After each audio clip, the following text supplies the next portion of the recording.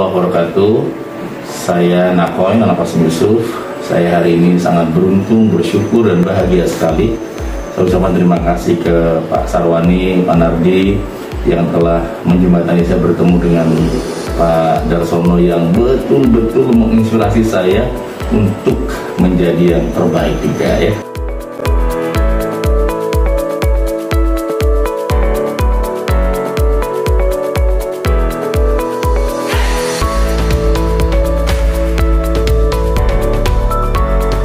Assalamualaikum warahmatullahi wabarakatuh, sahabat Nakoy. Hari ini saya bertemu dengan salah satu orang yang menemukan 1 minute awareness, ya.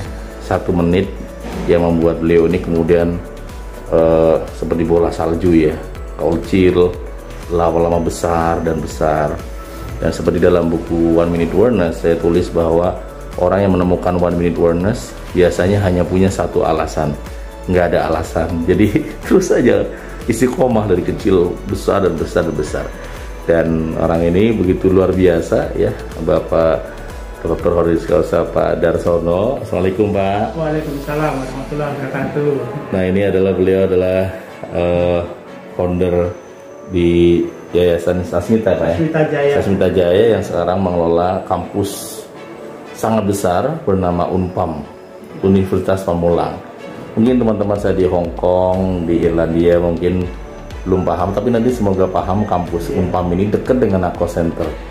Nah, tadi kita ngobrol santai aja ya teman-teman. Tadi di dalam buku saya itu No Box itu ada satu prinsip namanya para disruptor, para orang-orang seperti ini sebenarnya ya, disruptor ini orang-orang yang kemudian bisa ya buat sebagian orang ini cara-cara baru ini betul-betul dahsyat. Dia selalu berpikir intinya gitu, dari mulai kampus yang mungkin di luar begitu mahal, di sini S1-nya dengan niat yang begitu mulia. Kampus Unpam itu S1-nya waktu itu hanya Rp100.000. Akhirnya anak pedang asongan bisa belajar, pemulung bisa belajar, anak tukang ojek bisa belajar. Bahkan ada yang menjadi doktor di sini, bahkan bertahun-tahun ya. Ini yang kemudian cara berpikir inilah yang kemudian cara berpikir principle thinking ini yang kemudian menjadi para disruptor, yang kemudian adanya Amazon.com, kemudian Airbnb, kemudian juga ada Gojek. Nah, ini dalam dunia kampus ada namanya Pak Darsono. Nah, kita akan ngobrol santai ya. Nah, ini Pak, jadi awal-awal itu tahun berapa Pak itu Pak? Unpam ini mulai kita kelola itu 2004. 2004 kurang lebih 16 tahun atau 17 tahun ya. Iya. Ya. 17 tahun ini berarti 17 tahun? Iya, 17. Jadi masa-masa Sweet Seventeen ya Pak? Ya, menginjak dewasa. Jadi ketahuan banyak yang lirik ini sekarang ya. Udah pasti nih, jadi Sweet Seventeen itu kan banyak lirik kalau anak gadis tuh. Nah, Unpam kayaknya banyak lirik, mungkin Bang juga banyak lirik ya. Yang tadinya bank itu kita kenalan aja nggak mau, ya. Sekarang orang banknya yang pengen kenal kita. Iya, karena Sweet Seventeen ya. Iya. Jadi udah 17 tahun ya. Iya. Oke, jadi yang jadi awalnya itu kan 2004 itu satu kelas 1. Ada yang satu kelas 2 akuntansi itu satu kelas 2. Yang satu kelas 1 sastra Inggris. Satu kelas 1 sama Satu kelas itu isinya satu mahasiswa. Yang kuliah satu mahasiswa. Satu kelas satu mahasiswa, satu kelas satu mahasiswa. Iya. Sekarang kita tanya ya. Sekarang satu kelas yang tadinya satu kelas satu mahasiswa sekarang tuh sekali terima 40 kelas. Sastra Inggris itu 40 kelas. 40 kelas. Iya. Jadi waktu itu satu kelas satu mahasiswa, jumlah siswanya berapa mahasiswanya? Sedikit ya. Jumlah mahasiswa kita hanya 120. 2000. Itu sudah berjalan 3 tahun, 10 program studi. Jadi paling banyak 5 orang satu kelasnya. Pada waktu kita alih manajemen. Jadi Yayasan Prima Jaya ke Yayasan Sasmita Jaya ya. Nah, itu pada saat mentransformasi ya dari yayasan sebelumnya menjadi Sasmita Jaya itulah sebenarnya ya leadernya adalah beliau, karena beliau nih memang sepertinya paham betul tentang manajemen operasional ya, dan menghitungnya tidak lagi pakai thinking tapi pakai feel ya, sehingga nurani kemudian menunjukkan mana yang harus dilangkah. Dan memang para leader future itu selalu kekuatan feelingnya yang jalan gitu, sehingga dia bisa memilih mana nakoda yang tepat, rektor ya. Timnya punya kekuatan feeling ini. Biasanya pengalaman saya mengamati teman-teman di organisasi, di perusahaan juga seperti itu ya. Dan begitu ya Pak ya. Iya. Memilih tim ini kan timnya itu harus satu visi. Betul. Harus satu visi, harus betul-betul memahami, dan kita tanamkan jiwa bersama bahwa kita ingin berbagi, itu harus dikuatkan. Dan itulah yang kita syukuri, kita bisa berbagi, bukan kita mensyukuri bisa ngumpulin banyak duit atau apa, tapi kita betul-betul mengedepankan mencari keberkahan, Pak. Oh ya. Betul-betul kita mencari keberkahan. Ini jadi buat yang lain ya, jadi ini bisa kita terapkan dalam bisnis kita, baik startup dan sebagainya. Memang di awal beliau sudah punya fondasi untuk mencari keberkahan, sehingga logikanya juga nggak bisa pakai logika lagi, sudah suprarasional.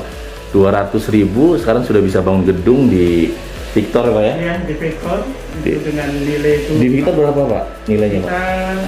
500 miliar itu kita bangun gedung itu. 500 baru miliar. Gedungnya aja ya, belum isinya ya. Sekarang di Serang itu kita anggaran 2 triliun itu. Di Serang ya? Oh, iya. Oh, Serang itu lebih besar? Lebih besar, lahannya 50 hektar kita bangun. Wah, untuk teman-teman di Serang, Banten ya, bersyukur, beruntung karena di Serang juga akan banyak fasilitas pendidikan yang bisa dijangkau oleh anak-anak di sana. Bahkan harganya kita lebih cek murah. ya, lebih murah Pak. 150.000 di sana itu. 150.000. Udah kuliah tanpa uang gedung. Nah ini tanpa uang gedung, tanpa macam-macam ini yang kemudian disebut sebagai first principal thinking yang sekarang dimiliki rahasia terbesar oleh Pak Darsono tadi, sehingga kemudian orang akhirnya beliau jadi makin rezeki, orang-orang jadi muda dan sebagainya. Wow, ini kalau bicara banyak hal memang berkahnya luar biasa ya. Target kita 200.000 Pak Nabai di sana. Yang di sana? Iya, di Serang itu 200.000 mahasiswa, nanti kita nampung 200.000. 200.000. Iya, di sini itu targetnya 100.000 insya Allah. Kalau nggak pandemi sih mungkin tahun ini nyampe ya. Jadi Serang tuh jauh lebih besar ya berarti ya? Jauh lebih besar. Lahan yang kita siapkan itu 100 hektar, tapi sekarang yang kita bangun itu 50 hektar. Berarti masih 50 kosong nih? 50 kosong. Lahan kita banyak, di sana akan kita bangun untuk perumahan terus. Jadi buat teman-teman yang di Serang, ya tadi saya tanya Serang sebelah mana, kalau saya tadi saya ngobrol juga, kalau saya sering diundang oleh Polda itu, itulah jalur itu ya. Polda Banten, ada BNN daerah situlah. Ya ini semoga spiritualitas yang beliau sampaikan ini juga bisa diterjemahkan oleh para siswa, baik siswa, mahasiswa, program pasca dan sebagainya, untuk bisa berpikir ala beliau ya, first principle thinking, yang kalau Anda punya usaha intinya apa gitu, sehingga sekarang dilakukan oleh Oyo misalnya, ANB kan tadinya orang hotel harus bangun hotel dan sebagainya, sekarang rumah-rumah bisa kolaborasi. Nah beliau ini melakukan itu sehingga akhirnya Unpam diminati dengan harga yang terjangkau, tetapi kualitas juga luar biasa baik ya. Jadi Pak, untuk kalau alasan yang kuat sendiri kemudian ingin membuat kampus yang murah ini, apakah ada pesan-pesan dulu dari orang tua atau pengalaman hidup sendiri yang susah sehingga akhirnya Pak Darsono punya hati juga untuk mereka gitu Pak, yang pada susah? Dari pengalaman pribadi saya itu Pak Nabi, saya dulu tuh sekolah di kampung itu tahun 60-an. Di mana Pak kampungnya Pak? Di kampung saya di Banguntapan, Bantul. Oh, Bantul Yogyakarta. Bantul Jogja. Iya. Jadi itu belum sekolahan kan belum ada. Waktu sekolah SD itu kan masih pindah-pindah rumah. Iya. Kayak orang belajar ngaji itu ya, pindah-pindah rumah. Dan itu begitu ada SD, saya itu udah tingkat udah kelas 6, itu baru ada SD, bangunan SD itu jauh dari rumah saya, itu baru ada SD. Nah itu kita sekolah sangat sulit ya di sana. Sulit, ya. Di samping biaya dan budaya, jadi masyarakat di sana itu tidak begitu paham tentang makna sekolah. Itu jadi kita kadang-kadang melawan budaya juga itu Pak. Awal-awal ya, banyak tinggal bareng sekolah ya. Iya.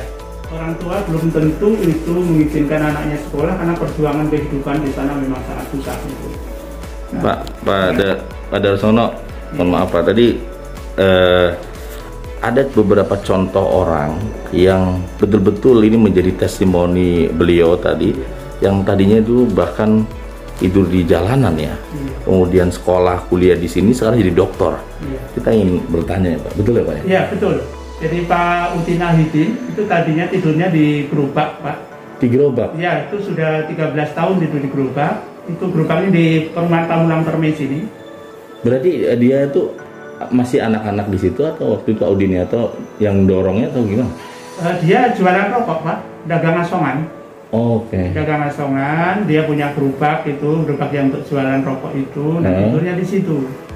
13 tahun, nanti Pak Nabil bisa wawancara sendiri ya. Iya. Ya nanti Pak, biar Pak Udin nonton ini ya. Itu 13 tahun tidur di gerobak Pak. Nah sekarang begitu dapat kesempatan belajar, mereka meraih predikat doktor Pak. Selesai S3. Sekarang jadi apa, Kaprodi? Jadi wakil Kaprodi Manajemen. S1. S1. Mahasiswanya 40.000. Itu satu prodi itu Pak. Itu. Nah sekarang istrinya juga sekarang sudah selesai S2, anaknya pada kuliah, sekarang mempunyai rumah yang bagus, mempunyai pekerjaan yang lebih terhormat. Itulah keberuntungan kita Pak Nabil. Ya itu contoh ya bahwa pendidikan itu bisa mentransformasi kehidupan setiap orang ya. Seringkali orang tuh punya niat berpendidikan tapi jembatan itu nggak ada. Nah beliau ini membuat jembatan itu menjadi mudah, dan mungkin akan banyak Pak Udin lainnya yang luar biasa ya. Dan Pak Ajimat Pak itu marbot masjid. Pak Ajimat itu yang baru dokter itu ya? Iya, betul ya? Dokter ya. Yang istrinya dokter juga. Yang dokter di PTIG bukan? Bukan PTIG, dia kan nggak salah di Bogor ya sebelahnya. Kalau yang istrinya di UPI. Oh iya. UPI. Beliau tuh berarti S1 di Unpam?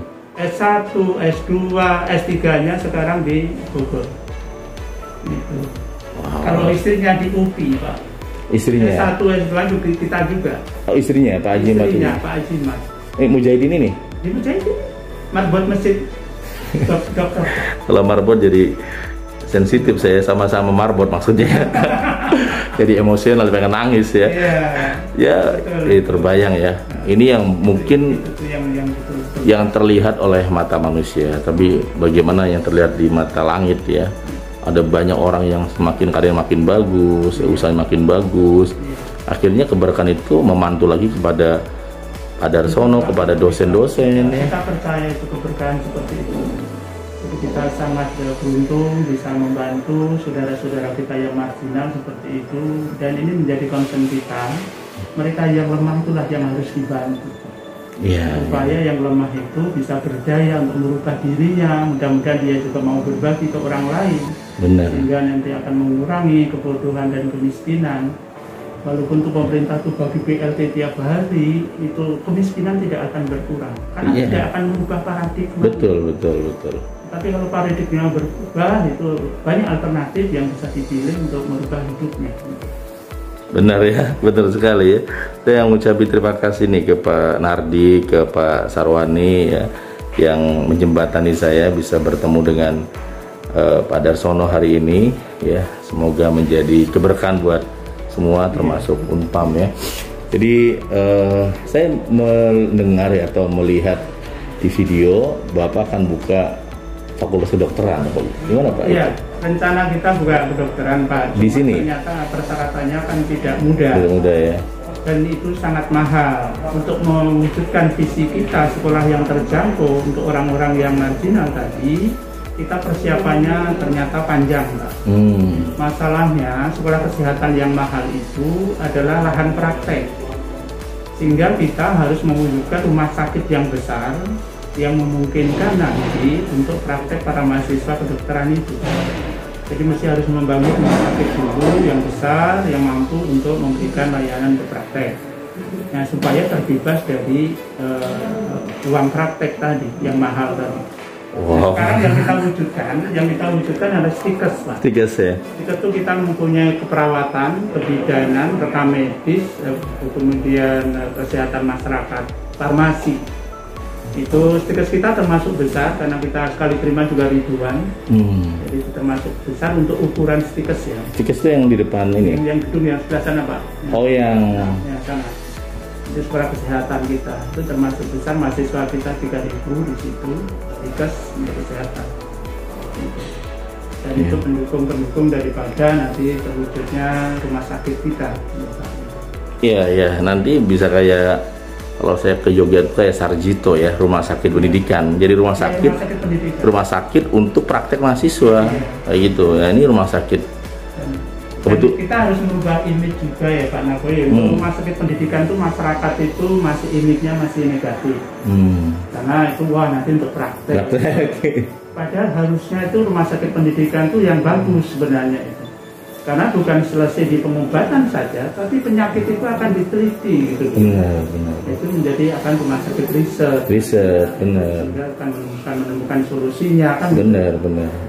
Tapi sekarang tuh masyarakat kita masih image-nya masih kultur. Yeah. Tapi kalau kita bisa melayani bahwa rumah sakit kita itu lebih baik daripada yang lain, yaitu cuma itu kan butuh waktu ya, meyakinkan itu kita itu untuk mengharapkan kepercayaan kayak gitu kan nggak gampang. Itu proses ya Pak ya? Iya, butuh proses. Jadi kalau kita nanti terwujud. Makanya anak saya 2 itu yang satu kan di kesehatan dokter Pak. Di sini Pak? Anak saya dokter, yang satu kan Mas Pran itu kan kita sadar kita ada keterbatasan. Ini harus dilanjutkan, nanti sopir pengganti harus disiapkan, mengenal kendaraannya, mengenal permasalahannya, supaya penumpangnya itu nyaman gitu Pak ya. Nah kalau tidak disiapkan sebaik-baiknya, biasanya estafetnya itu masalah. Betul Pak. Supaya dipersiapkan betul. Mas siapa? Pranoto. Mas Pranoto. Itu Pranoto itu yang siapkan ini. Kemudian yang satunya itu adiknya Safitri, itu dokter, suaminya juga dokter, sekarang sedang ambil spesialis di Unpad. Nah itulah yang kita nantinya kita siapkan untuk mengelola kesehatan. Iya. Ya. Memang leader, create leader ya. Leader menciptakan leader baru ya. Saya mengamati ya, kalau di pribumi ini memang masih dikit yang kemudian bisa generasi ketiga gitu. Tapi kalau mohon maaf ya, misalnya non pribumi atau yang itu biasanya bisa bahkan luar biasa. Nah ini memprepare seperti yang pada lakukan ini, memang mempreparing untuk next leader future ini yang sangat penting karena fondasi sudah kuat. Kalau kemudian continuous improvement-nya nggak kuat, wah ini bisa waalaikumsalam. Sehingga ini yang beri putra Bapak 2 nih. Putra saya 2 Pak. 2 ini harus disiapkan 2 kendaraan. Jangan sampai 1 kendaraan sopirnya dulu. Itu masalah juga itu Pak. Makanya sejak awal kita rencanakan, yang satu nanti nangani kesehatan, yang satu itu nangani ini dan bangunan kita akan ditelurkan itu. Supaya apa? Karena penumpang yang di sini itu kan semuanya berkontribusi Pak. Ini harus kita selamatkan. Gitu. Betul. Jadi siapapun di sini yang sekarang ikut kita itu mempunyai andil. Nah itu harus mempunyai masa depan yang jelas. Kita sebagai yang di depan juga harus melindungi mereka itu. Makanya itu ya visi kita harus benar-benar dipahami oleh generasi berikutnya. Jadi sopir-sopir berikutnya itu harus menjaga visi kita. Kita rohnya itu ingin berbagi Pak. Dan kita harus bisa mensyukuri, merasa beruntung bisa berbagi itu. Kalau kita melihat itu perubahan kehidupan saudara-saudara kita yang kita tolong di sini, itu kan kebahagiaan kita Pak ya. Betul Pak. Itulah yang menjadi semangat kita untuk berbuat terus, itu akan kita kembangkan sebanyak-banyaknya supaya bisa melayani masyarakat kita yang masih marginal itu. Luar biasa ya. Jadi teman-teman dapetin poin ya. Jadi kalau kita lihat besarnya gedung dan bangunan Unpam ini ternyata kecil dibandingkan visi yang ada di hatinya beliau ini. Jadi hatinya beliau itu visinya lebih besar daripada bangunan ini. Ini yang leader memang visioner ya. Dan beruntung ya teman-teman yang great ya, sahabat-sahabat luar biasa saya hari ini juga sharing ke beliau, ada buku saya 21 Days to be Transhuman. Beliau ini orang yang istiqomah dalam berbagi ini ya, sehingga ini buat Darsono ya. Dan kemudian ada 1 Minute Awareness. Beliau juga orang yang menemukan 1 menit bersama Allahnya, sehingga kemudian semangat berbagi itu nggak pudar, bahkan berpikir long life one day, pada saat beliau tidak ada pun akan diteruskan untuk kebaikan teman-teman di Unpam. Amin ya. Betul Pak ya? Amin. Sudah berpikirnya memang jangka panjang. Ini mudah-mudahan terjaga sehingga inilah mudah-mudahan ini menjadi amal jariah kita. Kalau kita nggak ada pun ya dijanjikan oleh Allah bahwa sepanjang ini masih menimbulkan manfaat, kan mudah-mudahan kita mendapatkan barokahnya. Amin, benar Pak, betul Pak. Dan novel My Name is Nakoy ya, beliau ini memang layak digali dan diberitahu ke dunia ini ya tentang sosok orang yang hatinya luar biasa. Dan ini ada contoh juga di Gramedia buat Bapak, seseorang yang seperti beliau ya. Jadi kita foto dulu Pak. Nah, mungkin terakhir Pak, kira-kira visi besar yang Bapak selalu jaga ini, boleh nitip pesan ke anak-anak muda nih Pak, anak-anak milenial. Kami berharap Pak, apa yang kita lakukan ini di sekolah murah ini mudah-mudahan menjadi model pemerataan pendidikan, karena masih banyak masyarakat kita yang menginginkan sekolah tetapi karena kemampuannya sangat terbatas mereka tidak terwujud angan-angannya. Nah, mudah-mudahan itu teman-teman kita, saudara-saudara kita yang ada kemampuan mau berbagilah lewat pendidikan ini. Karena pendidikan inilah satu-satunya untuk memutus mata rantai kebodohan dan kemiskinan. Kalau masyarakat kita tuh mempunyai wawasan yang bagus, tentu bisa berharap itu hidupnya akan lebih baik. Tapi kalau masyarakat kita itu kemampuan berpikirnya, paradigmanya tidak bagus, walaupun itu mempunyai gunung emas kayak saudara kita yang di timur sana, ternyata hidupnya susah. Susah, betul. Tapi kalau mereka itu mempunyai pikiran yang bagus, wawasan bagus, mau dilepas di gunung juga hidup, mau dilepas di laut juga hidup. Iya. Kalau mereka mempunyai paradigma yang baik. Betul. Dan ini loh teman-teman sahabat Nakoy, kreativitas, visi ya, dan juga passionnya beliau ini jangan sampai pudar, jangan sampai hilang. Semoga Allah mudahkan. Nanti kita buatkan buku agar kemudian biarkan buku itu yang memberikan inspirasi, melahirkan semangat-semangat baru untuk anak-anak muda melalui semangatnya beliau ya. Semoga dimudahkan, karena ini semua planningnya, visinya, evaluasinya, manajerialnya, leadershipnya betul-betul bagus sekali ya. Saya mendoakan Pak Darsono sehat walafiat dan juga berkah rezekinya, dan juga ya komunitas atau keluarga besar akademi ya, teman-teman di Unpam juga selalu sehat ya. Terima kasih untuk Pak Rektor, Pak Direktur, Pak Saroni, dan teman-teman dosen-dosen yang luar biasa ya, Pak Nardi, Pak Sugianto, dan teman-teman ya. Demikian ya Pak, sehat selalu, berkah selalu. Demikian ya teman-teman, waktu yang singkat ini ya saya juga termotivasi dari beliau luar biasa. Wajar beliau diundang oleh Kick Andy, memang sudah berkarya. Sebagai penutup, ada salah satu hadis Rasulullah bahwa orang yang menyayangi sesamanya di muka bumi, maka para penghuni langit akan memberikan cinta dan kasih sayangnya sepanjang usianya. Jadi amin ya, Allahumma amin. Jadi, terima kasih Pak Darsono ya, saya mendoakan sukses, berkah rezekinya, sehat walafiat ya.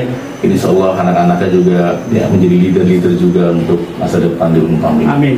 Demikian ya Pak Darsono mau menyampaikan sesuatu, silakan. Terima kasih Pak Nakoy setelah silaturahmi kita, mudah-mudahan nanti ada tindak lanjutnya untuk membawa keberkahan bagi masyarakat banyak, dan mudah-mudahan Unpam bisa berbagi kepada terutama yang marginal, yang membutuhkan pertolongan, karena mereka itulah yang harus kita tolong. Terima kasih. Terima kasih teman-teman sahabat Nakoy. Assalamualaikum warahmatullahi wabarakatuh.